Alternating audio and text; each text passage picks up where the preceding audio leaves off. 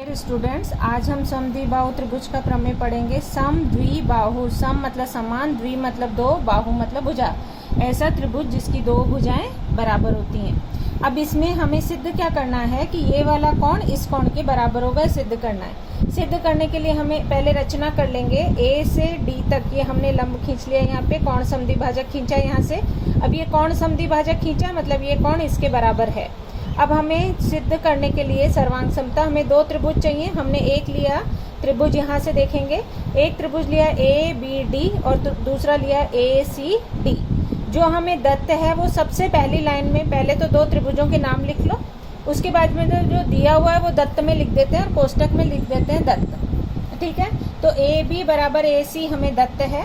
हमने रचना से ये वाला कोण इसके बराबर कर दिया है, तो ये B A D C A D रचना से लिख दिया। इसके बाद में ए डी सामान्य भुजा है, ए डी सामान्य भुजा। अब हमारे को सर्वांग समता के लिए तीन ही चीजें चाहिए, वो तीनों आ गई हमारे। पहले कौन सी आई? भुजा, दूसरे क्या आया? कोण, और फिर भुजा। तो भू कसौटी से ये वाला त्रिभुज इसके बराबर हुआ। अब हमने सर्वांग सम त्रिभुज के संगत कौन हो गए ये। अब यहाँ तक हमने नाम लिखा है। कैसे नाम लिखा है हमने? ए बी डी लिखा ना, तो डी को यहाँ तक नहीं लिख के हम यहाँ तक ले आए, तो ए बी सी उसी कोण का भिन्न नाम हो गया। और यहाँ पर ए सी बी, ये हो गई हमारी समद्विबाहु त्रिभुज की प्रमेय। इसका जो विलोम है वो कट गया है। अब इसके बाद में 30 60 90 की प्रमेय क्या है?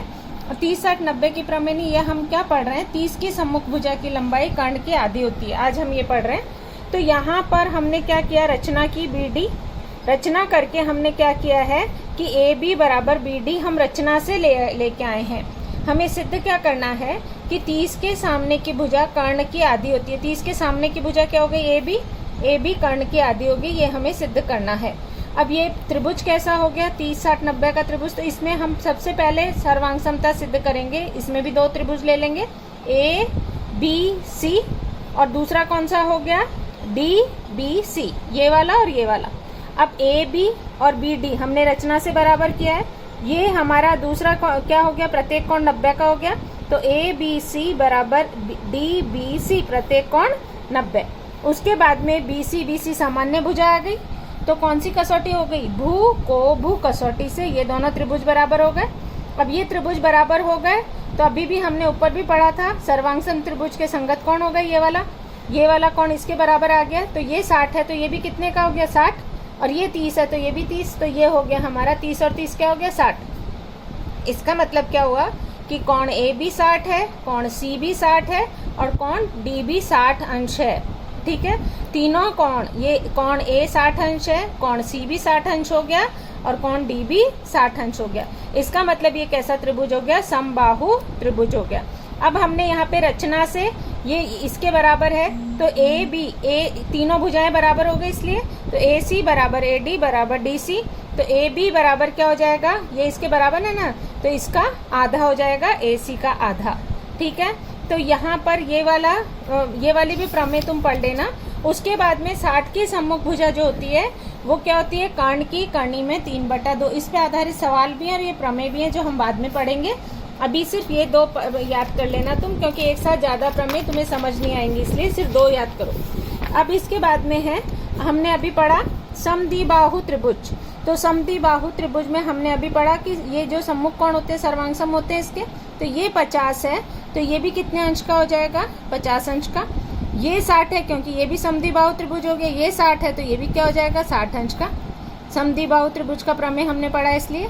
तो हमारा ये वाला कोण कितने अंश का हो गया? यही पूछा है तुमसे। A B D, angle A B D बराबर हमारा कितना हो गया? 60 अंश प्लस 50 अंश बराबर 110 अंश। और वो तुम्हें लिख के बताना है कि ये समद्विबाहु त्रिभुज है, इसलिए इसका ये वाला कोण इसके बराबर होगा, और ये भी समद्विबाहु त्रिभुज है इसलिए इसका ये कोण इसके बराबर होगा। और ये वाला कोण भी इसी तरह लिख के तुम्हें बता देना है। उसके बाद में जो दूसरा सवाल है उसमें कर्ण की लंबाई 15 है, तो माध्यिका, तो समकोण त्रिभुज की माध्यिका कर्ण की आधी होती है। सीधा सूत्र है 1/2 15, तो ये काट दिया तो 7.5 इकाई आ गया। उसके बाद में तीसरा सवाल है, ये 90 अंश का कोण है। हम पाइथागोरस यहाँ पे लिखना पड़ेगा, पाइथागोरस प्रमेय से, पाइथागोरस के नियम से या पाइथागोरस के प्रमेय से कर्ण का वर्ग बराबर आधार का वर्ग ऊंचाई का वर्ग। ये तुम्हें दे रखा है 12, ये दे रखा है 5, तो ये हमने इसको कर लिया। तो ये 144 और 25, तो ये आ गया 169। अब इसका वर्गमूल ले लिया तो ये आ गया 13। इसके बाद में यहाँ पे भी हमने पढ़ा है समकोण त्रिभुज की माध्यिका कर्ण की आधी होती है।